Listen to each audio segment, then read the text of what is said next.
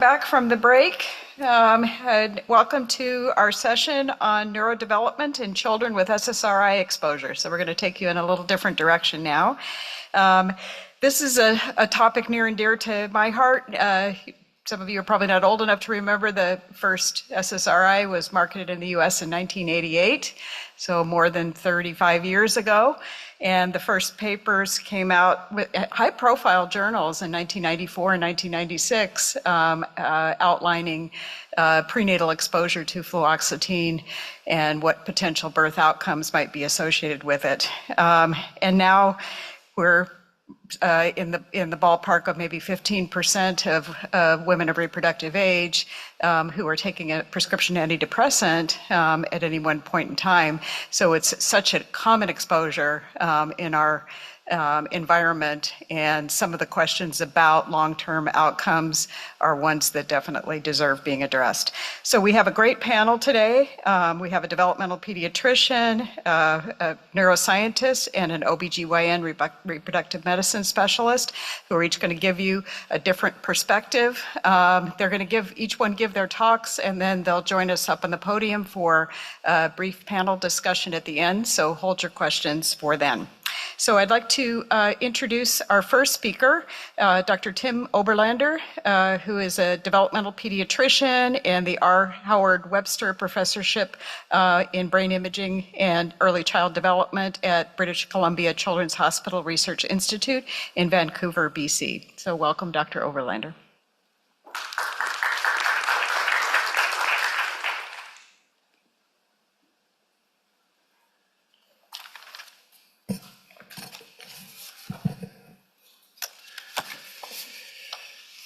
Thanks very much. Thanks very much for inviting me, and I'm really pleased to come here to share some thinking and findings that have emerged over the last,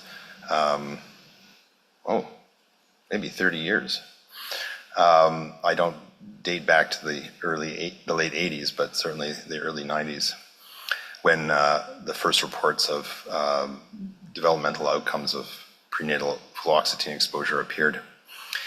I'm a developmental pediatrician, so I'm going to give you comments that are specific to child behavior and development. I'm going to focus today on anxiety as part of a suite of behaviors that we typically term internalizing behaviors.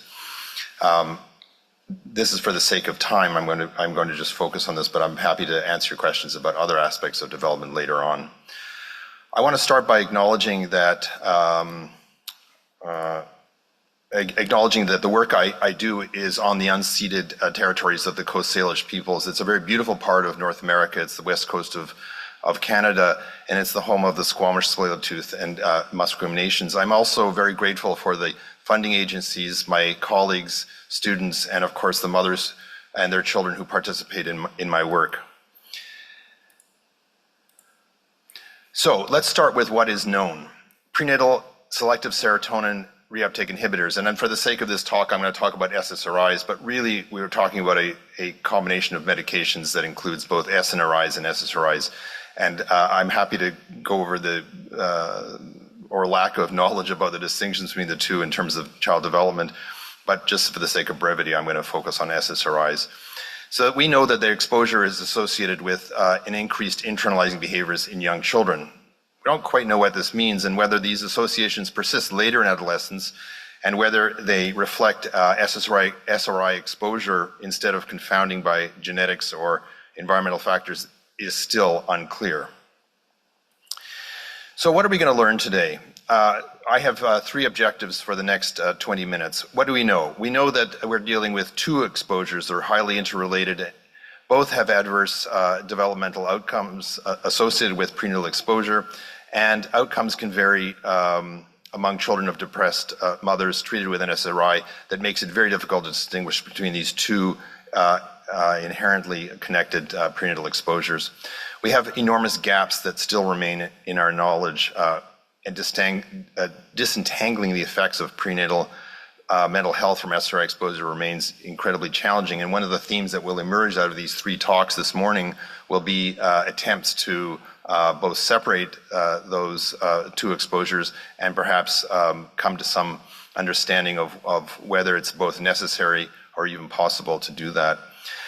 We need to understand the role of genetics, social and environmental factors, and an enormous gap remains innovation in conceptual and methodological approaches to studying developmental outcomes in this setting.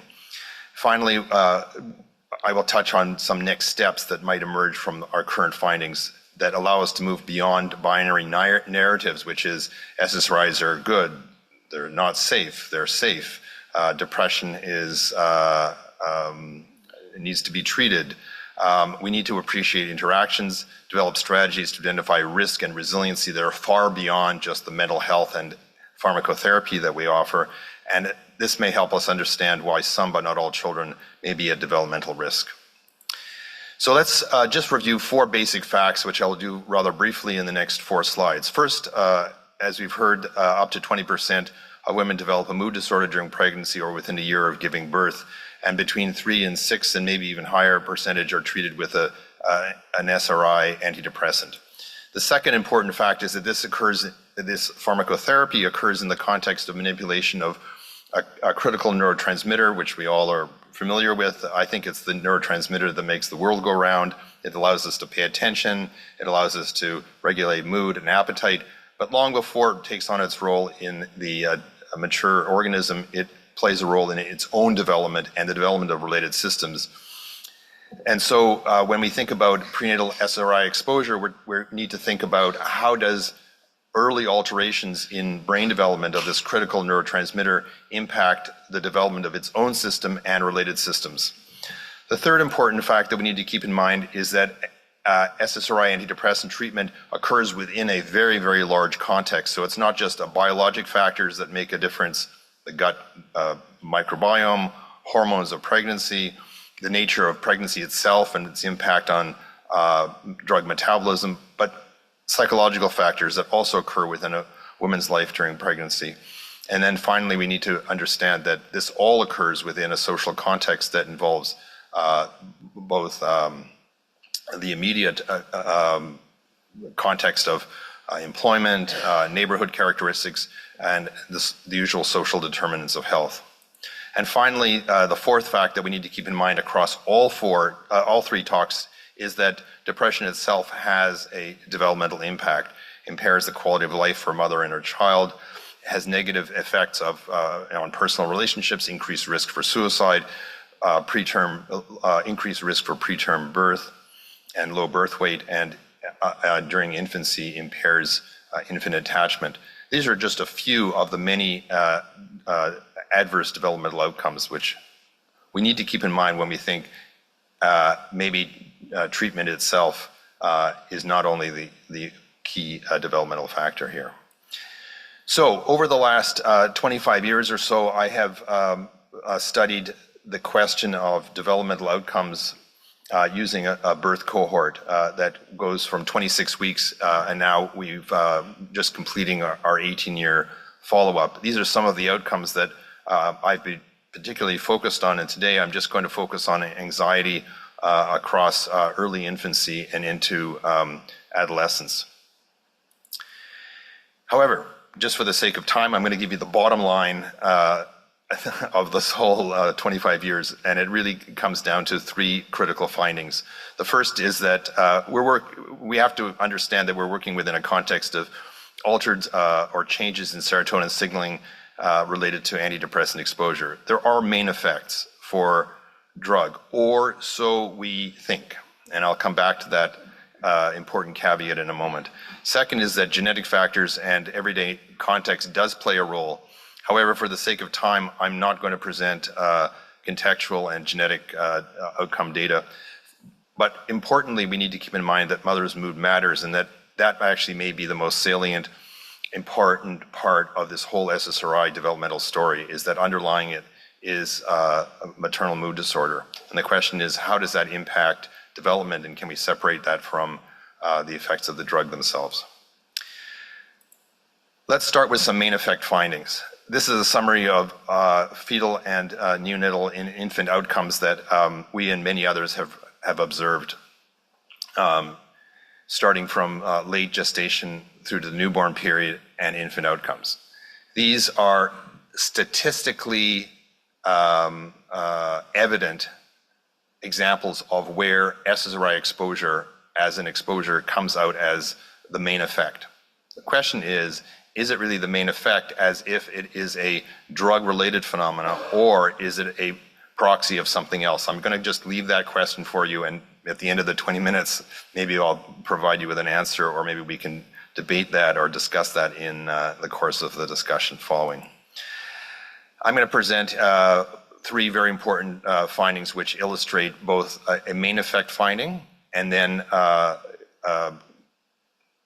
the main effective finding may not hold up when we begin to tease apart the question of how does mood play a role. Here at in 2015, a postdoc, Gillian Hanley, who's now gone on to become a professor in OBGYN at UBC, observed that internalizing behaviors, which are really the suite of behaviors which anxiety fits into, and anxiety were increased at 3 and 6 years. Looks like there's a main effect for drug here. However, when she then began to ask the question, is this a true SRI effect that might reflect early changes in serotonin signaling, or is this not a true association, but rather residual confounding, like there are unmeasured maternal mood characteristics that are associated with SRI treatment, but not the drug itself? And so at the end of the paper, she wrote, we cannot rule out that the relationship reported between SRI exposure in utero and childhood behaviors is a result of confounding by the underlying maternal depression. Okay, it was satisfying to a point, but that was 10 years ago. I'm not, at the end of this, you'll be able to say, you've made progress in the last 10 years, or no, we haven't. I'll also leave that as a question for discussion. Building on that, another postdoc came along, Sarah Hutchinson, and said, well, let's look at anxiety and internalizing behaviors at 12 years. And she again showed that there was an increased proportion of children in the SSRI exposure group who had more anxious behaviors at 12 years.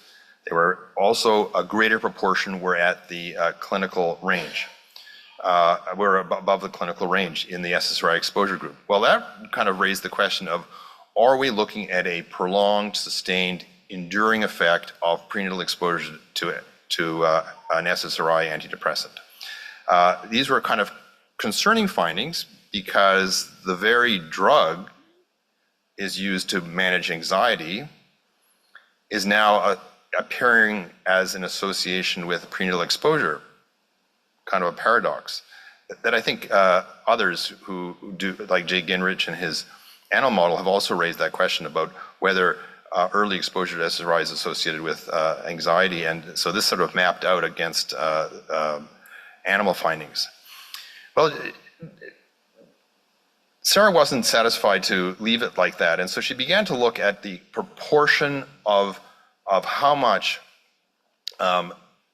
prenatal maternal mood at 36 and 26 weeks and concurrent maternal mood played a role in explaining the anxiety findings. And what she found was that a greater proportion of variance in internalizing and externalizing behaviors were associated with prenatal maternal mood. And so maternal mood continues to largely underlie, and this is where she concluded, underlies associations between antidepressant exposure and childhood anxiety. So even with SSRI treatment, mother's prenatal maternal mood continues to have an impact well into adolescence. So is this a true association with prenatal drug exposure, or is this residual confounding, which is exactly the question that Gillian had asked 10 years before? Or is this a lack of long-term benefit of psychotherapy, pharmacotherapy? So perhaps maternal mood continues to be an exposure even in the presence of the drug, because symptoms were not treated to remission, which is another question that I'm happy to come back to talk about as a methodologic issue that I think we all need to be aware of, that maybe methodologically we haven't tackled the question of what happens with treatment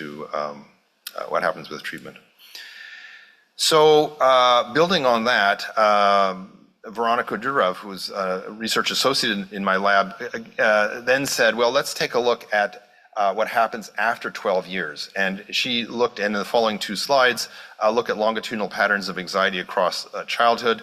And what she observed, and what we're looking at here is a strung together betas of each of these individual regression points. And there's 3 regression points or 4 at 3, 6, and 12 and 18 years.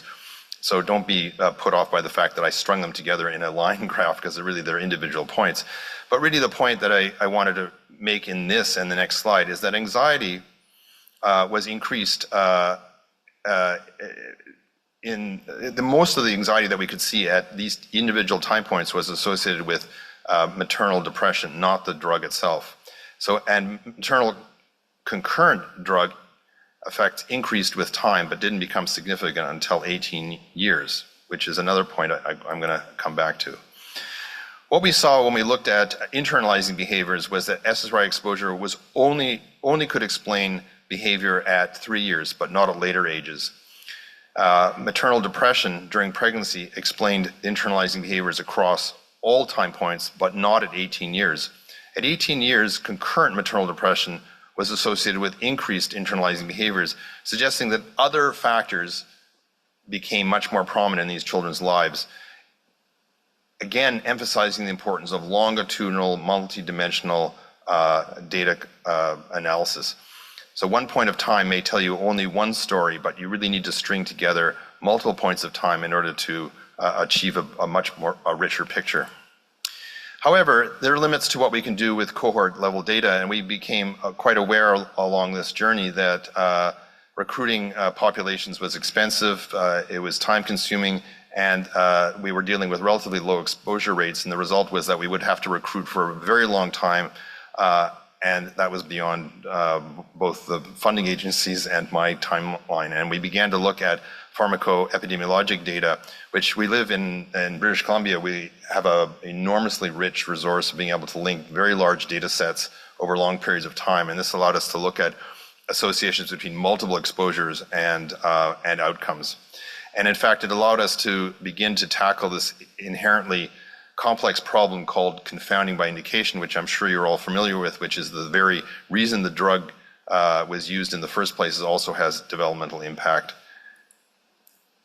In the next 2 studies, I'm going to present findings from work from a PhD student, Mina Park, where she linked together multiple data sets that we have across health, education, and perinatal health in a cohort of about 100,000 youth, children at kindergarten age, in order to look at development and behavior across 6 domains that were rated by kindergarten teachers.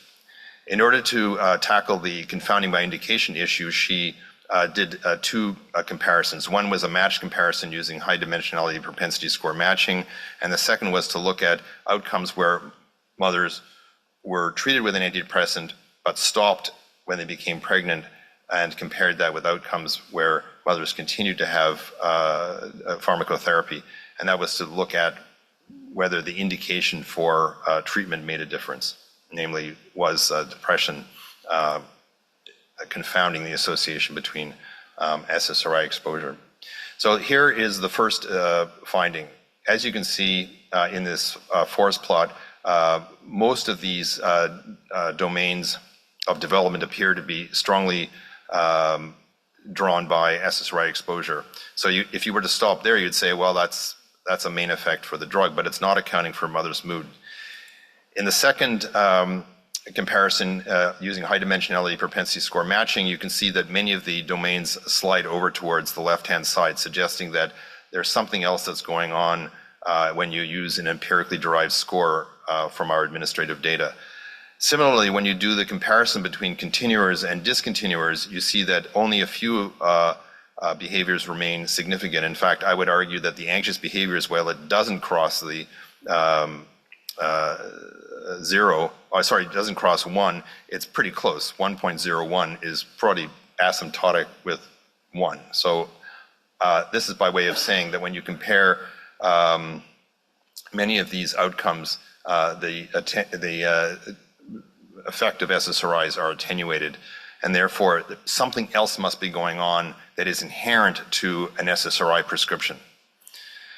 And she concluded that that prenatal antidepressant exposure was associated with anxious behaviors, but of course when you adjust for maternal mood, that effect gets attenuated.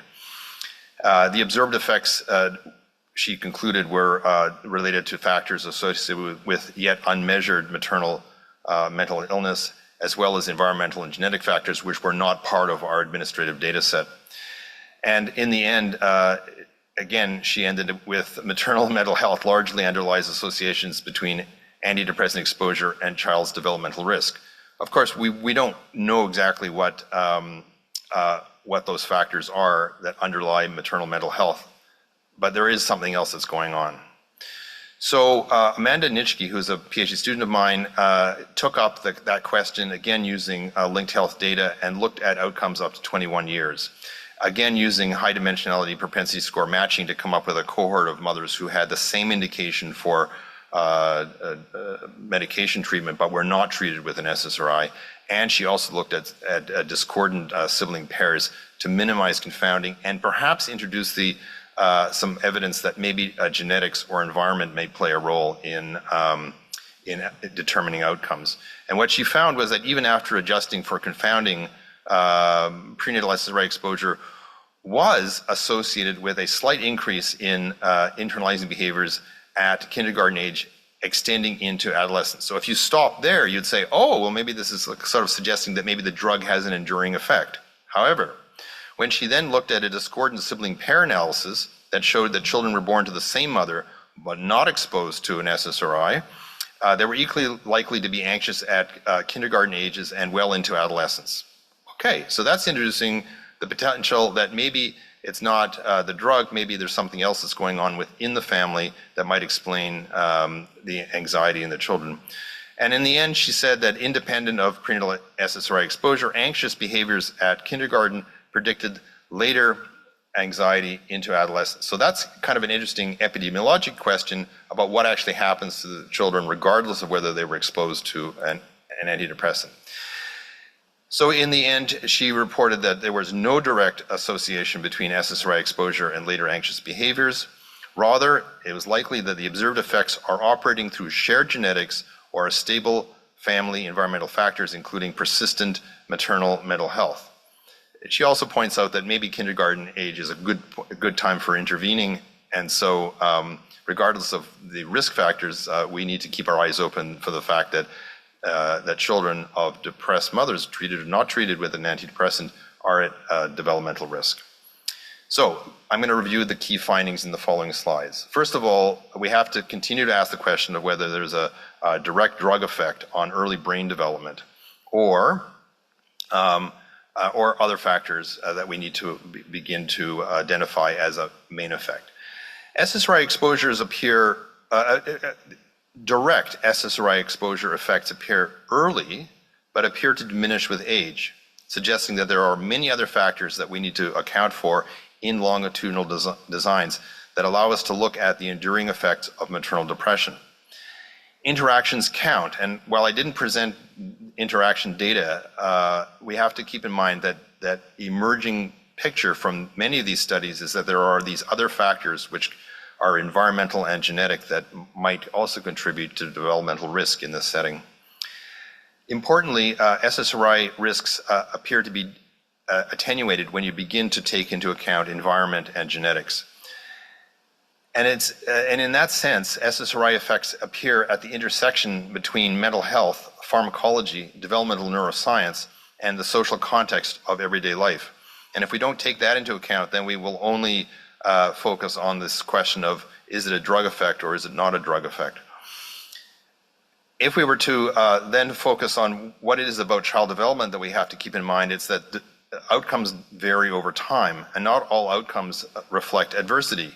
Some children may be at risk at one age, but they may be less at risk at another age. So patterns of change matter.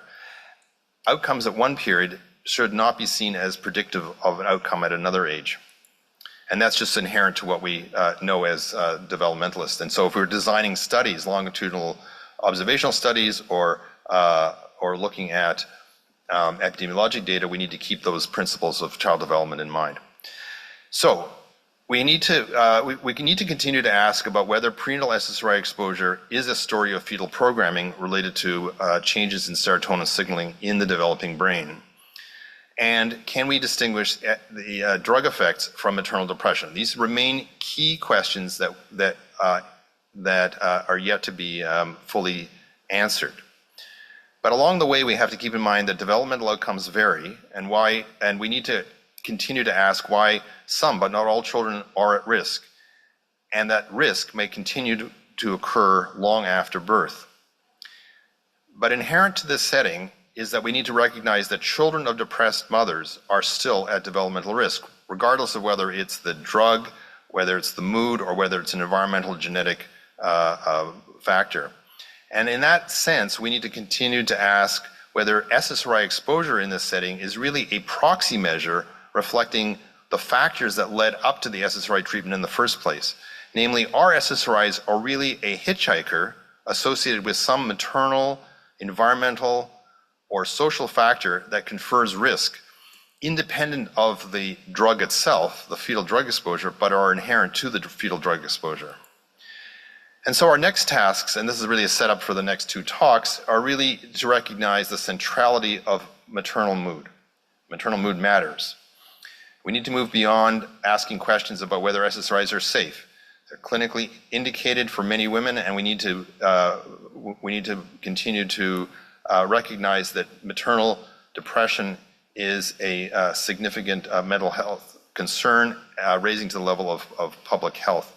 And so we need to begin to ask who's likely to benefit from SSRIs and under what conditions, and then follow outcomes longitudinally, so one moment in time doesn't tell the whole story.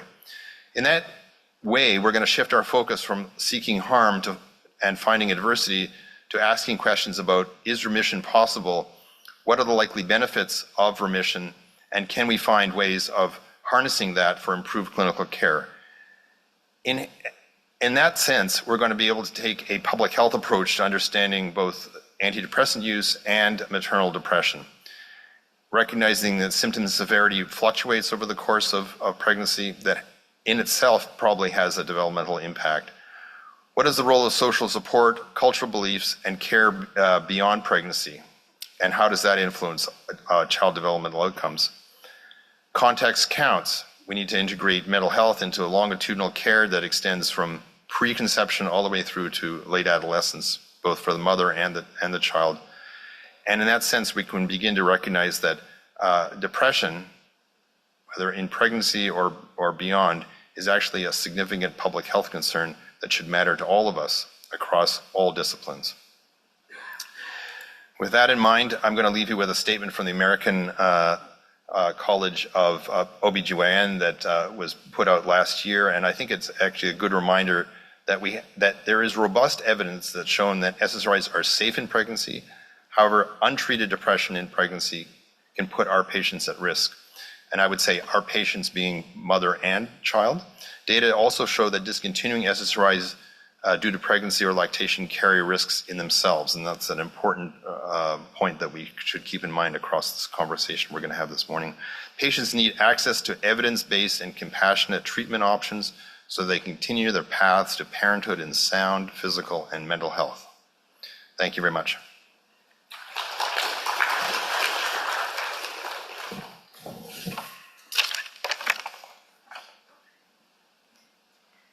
All right, thanks, Dr. Oberlander.